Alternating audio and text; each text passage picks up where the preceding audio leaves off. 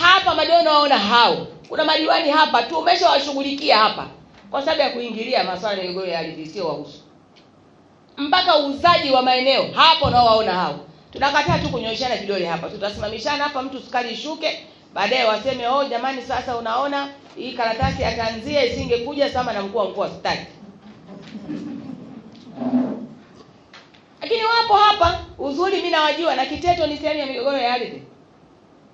Sasa ukiona Kiteto sehemu ya migogoro ya ardhi na kata inayokuwa na changamoto ya migogoro ina diwani na ina viongozi, dhahiri diwani huyo pale hatoshi. Hilo tusifichane hapa, tusipepese macho. Kama haupo ulipo sasa umekaa hapo na unajua sasa kwenye kata yako wewe unayoiongoza ina changamoto ya migogoro ya ardhi, niamini maneno yangu, hutoshi wewe, hutoshi.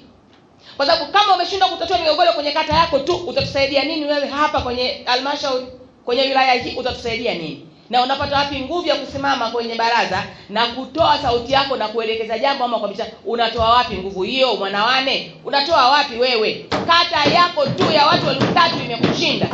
Huku unakuja kutuambia nini? Kwa sababu diwani wewe ndio mwenyekiti wa shughuli za maendeleo kwenye kata yako. Ili kata yako ipate maendeleo inahitaji utulivu. Kama unajua kuna changamoto kwenye kata yako, manake ni kwamba ni dhahiri kabisa kwamba kata yako hiyo kusonga itakuwa ngumu. Wananchi kutwa nzima wako barabarani na makaratasi. Na wewe diwani upo unaongoza shughuli hiyo ya makaratasi. Lakini kwa kutojua mipaka yetu pia, waheshimiwa madiwani, tumekuwa tukiongoza hapa misafara ya wananchi kuwapeleka Dodoma. Hivi mnataka Dodoma kwenda kufanya nini? Yaani huwa ni nini hasa? Mnahangaishwa na nini? Kwa sababu panafika kuna maeneo kwa kweli katika hali ya kawaida ya kibinadamu, yaani mtu unakuazika mpaka unafika mwisho. Unashindwa kuelewa. Unaweza kumwita umuulize, wewe bosi, vipi wewe? Yaani nini shida? Nini shida mheshimiwa? Una shida gani? Kwa kuongoza kutafuta simu za viongozi na kupeleka maneno ambayo saa nyingine sio ya ukweli, baada ya waheshimiwa madiwani ndio eneo lao la shughuli.